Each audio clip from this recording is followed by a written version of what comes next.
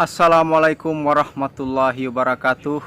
Salam petani milenial. Jumpa kembali para sahabat taniku di seluruh Nusantara. Tentunya mengawali pertemuan kita pada kali ini, tentunya saya mendoakan kepada saudaraku, sahabat taniku semuanya, agar kita semua selalu diberikan kesehatan serta rezeki yang melimpah. Amin ya rabbal alamin. Baiklah sahabat tani, pada kesempatan kali ini saya akan mengajak para sahabat taniku semua untuk mereview salah satu varietas cabai merah keriting, yaitu dari varietas Laju F1 dari PT Panah Merah. Oke, baik sahabat tani, langsung saja kita akan mereview apa saja keunggulan serta kekurangannya daripada cabai merah keriting varietas Laju F1 dari PT Panah Merah ini. Namun sebelum lanjut, tentunya saya mohon kesediaannya para sahabat taniku semuanya untuk menekan tombol subscribe, like, serta share channel Petani Milenial Bungo ini, agar channel ini dapat terus maju berkembang, dan tentunya kita sama-sama petani dapat terus berbagi informasi seputar dunia pertanian, khususnya dalam perawatan budidaya tanaman cabai merah keriting. Oke, baiklah sahabat tani, langsung saja kita cek. Baik sahabat tani, inilah penampakannya dari cabai merah keriting varietas Laju F1 dari PT Panah Merah. Jadi di tempat saya berada ini lebih kurang ada 1000 populasi ataupun 1000 pohon untuk varietas Laju F1, dan sebelah sana itu ada varietas Yostapi lebih kurang 1200 pohon. Oke, kita tinggalkan dulu untuk varietas Yostapinya. Untuk kesempatan ini kita review terlebih dahulu untuk varietas Laju F1 dari PT Panah Merah. Nah, beginilah penampakannya. Kita lihat dari bagian atas. Untuk varietas Laju ini, untuk ketinggian tanaman itu lebih kurang rata-rata 130 cm, dengan bobot buah itu untuk per kilonya lebih kurang 170 buah hingga 170 butir per kilo. Itu untuk bobot buah. Nah, inilah yang saya tanam ini saat ini. Untuk usia tanaman lebih kurang 82 hari, namun ada juga yang baru sekitar 70 hari. Kenapa demikian? Karena untuk proses penanaman sendiri saya tidak lakukan serentak, itu dikarenakan faktor cuaca ekstrim serta kemarau panjang kemarin. Jadi ada sekitar lebih kurang 3 bedengan yang kita tanam lebih awal, itu sudah petikan yang kedua kalinya. Ada juga yang terakhir kali ditanam itu baru belum sama sekali belum panen, namun sudah ada sebagian yang merah. Jadi kemarin itu karena panas kita tanam lebih awal, karena ini kita kerjakan sendirian, jadi kita tidak sama sekali kita tidak memakai tenaga kerja untuk membantu kita, karena jumlah tanam kita juga tidak terlalu banyak, jadi kita kerjakan sendiri. Sehingga penanaman hari pertama kita selesai 3 bedengan, kita kerjakan pada sore harinya. Namun kondisi hujan tidak turun-turun, kita tunggu hingga 2 minggu berikutnya baru kita lakukan penanaman yang selanjutnya. Maka dari itu untuk tanamannya sendiri jumlah umurnya itu tidak serentak, namun untuk bibitnya sama, kita semai pada hari dan tanggal yang sama. Nah, inilah kita pantau dari bentuk buah daripada cabai laju ini seperti ini, dengan panjang lebih kurang 15 hingga 20 cm. Ini lebih kurang, ini cukup berbobot. Jadi saya taksir untuk potensi panen per pohon itu rata-rata mungkin sekitar bisa mencapai 7 on hingga 1 kilo per pohon jika sudah masuk masa air panen. Itu perkiraan saya. Jadi keunggulannya buahnya cukup super dan lumayan. Ini sudah masuk kategori yang sangat disukai oleh pasar dengan kondisi buah seperti ini. Inilah keunggulan dari segi buah. Ini cukup berbobot, mulai dari bawah itu sudah ada yang matang hingga ke atas ya masih ada juga muncul bunga-bunga baru. Ini begini. Jadi untuk keunggulan pertama kali dari segi buah, CMK jenis laju ini cukup bagus.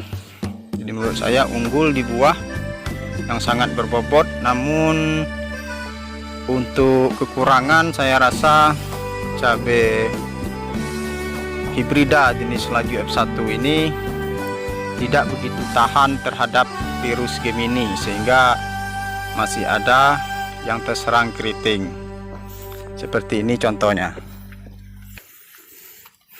Namun dia masih bisa mampu mengeluarkan buah walaupun dia terkena keriting seperti ini. Inilah keunggulan. Namun untuk persentase itu tidak terlalu banyak, mungkin sekitar tidak sampai 10% yang terkena keriting. Kemudian juga untuk saya rasa tanaman laju ini juga tidak tahan terhadap penyakit layu ataupun disebabkan oleh jamur patogen di musim penghujan seperti layu fusarium, layu bakteri ataupun penyakit Tophora. Itu tidak begitu, ketahanannya belum begitu mumpuni, sehingga masih ada 1-2 tanaman yang terserang layu fusarium. Itulah untuk kelemahan. Namun kalau untuk masuk dalam kategori cabai hibrida, saya rasa itu sudah cukup baik dibandingkan kita menanam cabai lokal. Jadi unggulnya di buah, jadi potensi panen kita tentunya bisa meningkat dengan bisa mencapai 1 kilo per pohon. Inilah penampakannya untuk buah.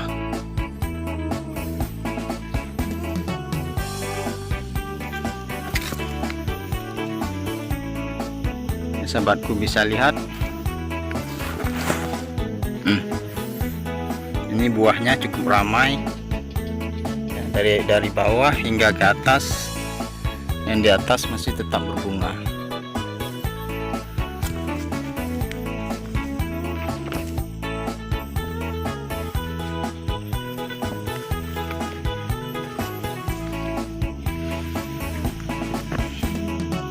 Ya, seperti inilah penampakannya, dan ini yang saya katakan terkena penyakit layu fusarium.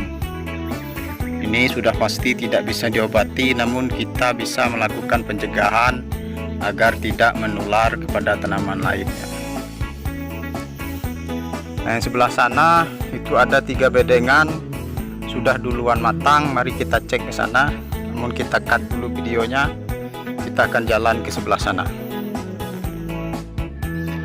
Inilah penampakannya sahabat tani yang ditanam lebih awal. Ini sudah 2 kali petikan. Ini sudah banyak yang merah. Jadi dibanding yang di sana tadi itu belum pernah dipanen, sedangkan ini yang ditanam lebih awal ini sudah panen 2 kali, sudah dipetik 2 kali. Nah, inilah penampakannya seperti ini. Buahnya ini malahan lebih tinggi tanaman yang terakhir ditanam daripada yang duluan ditanam, karena yang duluan ditanam itu sama sekali nggak pernah tersiram air hujan, kita kekeringan, dan yang terakhir ditanam itu kita sudah menggunakan pompa air sehingga mendapatkan asupan air yang cukup, sehingga pertumbuhannya lebih normal yang terakhir kali ditanam. Makanya ketinggian tanamannya yang terakhir ditanam itu lebih tinggi, sedangkan ini mungkin tidak sampai 1 meter untuk ketinggian ini. Ini yang awal kali ditanamnya. Ini karena masih kecil, dia sudah berbuah, tanaman masih kecil, dia sudah berbuah, jadi perkembangan ke atasnya sudah terhambat. Nah, inilah penampakan buahnya seperti ini, dari bawah sampai ke atas. Dia masih tetap ramai sampai ke atas. Nah, seperti ini.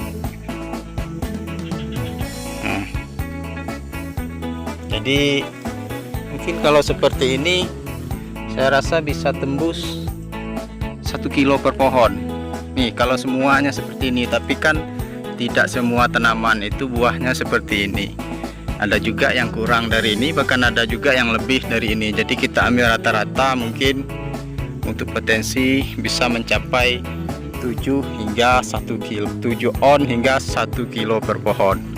Itu kalau dihitung dari awal hingga akhir panen. Nah ini juga ada satu yang terkena layu bakteri, tapi alhamdulillah kita lakukan pencegahan. Ini sama sekali tidak menular ke tanaman yang lain. Jadi kita lihat untuk tanaman yang di sebelahnya tetap sehat. Ini ketika kena langsung kita lakukan pengocoran dengan fungisida berbahan aktif mancozeb. Alhamdulillah dia tetap terhenti, tidak menular ke tanaman lain. Itulah makanya sahabat taniku, jika menemukan tanaman yang terkena serangan layu fusarium, jangan dicabut, karena kebanyakan petani mengatakan dicabut, dibuang. Justru menurut pengalaman saya, ketika saya melakukan pencabutan itu malah akan merembet ke tanaman lainnya. Itu menurut pengalaman saya. Makanya saya tidak melakukan pencabutan, saya cukup mengobati saja yang terkena, sehingga untuk penularannya tidak menyebar ke tanaman lain. Inilah, kalau ini sudah banyak yang matang, ini karena memang ditanam lebih awal, saudaraku. Inilah penampakannya. Untuk buahnya kualitasnya sangat super sekali menurut saya kalau untuk varietas laju F1 ini, karena buahnya sangat berbobot. Ini jadi untuk pertumbuhan, untuk semua ini menurut saya semuanya sangat seragam. Jadi rata-rata sama, jadi tidak ada yang kerdil, sama saja. Cuman ada, kalau dari 1000 pohon ini untuk keriting mungkin ada sekitar 10 pohon, jadi persentasenya kecil, hanya 1%. Tapi untuk kelemahan, kenapa saya katakan tidak tahan terhadap virus Gemini, untuk tanaman laju ini sendiri memang harus ekstra untuk perawatannya. Untuk penyemprotan, penyepraian insektisida itu sama sekali tidak bisa telat. Kalau sempat telat itu langsung akan terkena virus Gemini. Itulah kelemahannya. Nah, ini memang agak kecil tanaman, kecil seperti ini, tapi buahnya cukup lumayan ya, tidak kalah sama tanaman yang tinggi. Ini rata-rata buah seragam sama. Inilah penampakannya. Itu yang di sana itu sudah 3 kali petikan, malahan itu yang di sana itu 3 bedengan. Jadi beginilah sahabat taniku penampakannya untuk varietas laju F1 ini. Di buahnya cukup lumayan, jadi saya sangat suka buahnya, saya sangat suka, berbobot.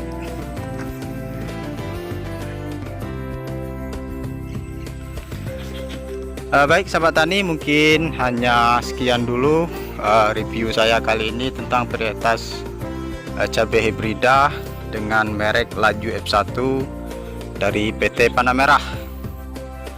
Oke sahabat tani, sebelum mengakhiri video ini tentunya saya kembali meminta kepada sahabat taniku untuk menekan tombol subscribe, like, share, serta komen channel Petani Milenial Bungo ini, agar kita semua dapat terus berbagi informasi seputar dunia pertanian, tentunya dalam hal perawatan cabai merah keriting. Akhir kalam saya tutup dengan wabillahi taufiq wal hidayah. Wassalamualaikum warahmatullahi wabarakatuh.